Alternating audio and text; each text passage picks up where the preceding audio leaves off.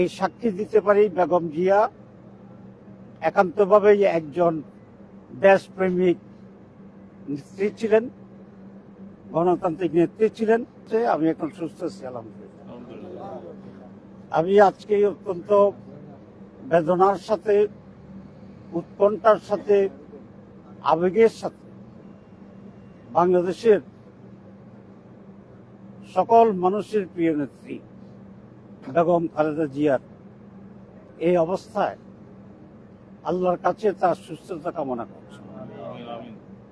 আমি ব্যক্তিগতভাবে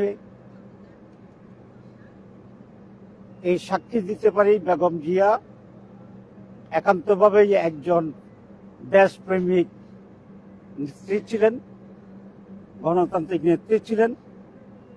ওনার আপসহীন রাজনীতির কারণেই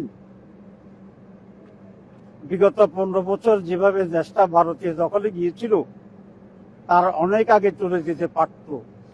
ওনার দৃঢ়তার কারণে সেটা সম্ভব হয়। আজকে উনি কোনো দলের নেত্রী নন, উনি সমগ্র মানুষের নেত্রী। ওনার প্রতি আবেগ ভালোবাসা আমাদের আছে।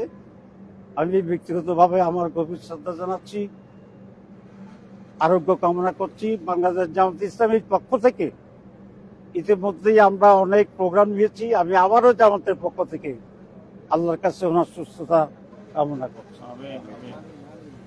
আজকে দেশের এই অবস্থাতে জাতীয় রাজনীতি এবং আগামী নির্বাচনের ব্যাপারে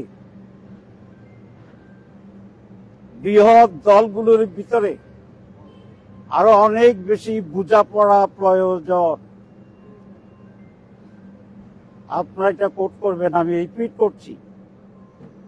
বাংলাদেশের আজকের এই প্রেক্ষাপটে বাংলাদেশের আগামী রাজনীতি এবং আগামী নির্বাচনের জন্য বৃহৎ রাজনৈতিক দলগুলোর ভিতরে আরো অনেক বেশি সমঝোতা, বোঝাপড়া এবং নীতিগত ঐক্য প্রয়োজন। আমি দেশবাসী এবং রাজনৈতিক দল সকলের প্রতি আহ্বান জানাবো, আমরা আগামীতে আরো অনেক ধৈর্যের সাথে, প্রজ্ঞার সাথে দেশকে প্রাধান্য দিয়ে যেন আমাদের কর্তব্য নির্ধারণ করি। আল্লাহ আমাদের সবাইকে তৌফিক দান করুক। ধন্যবাদ।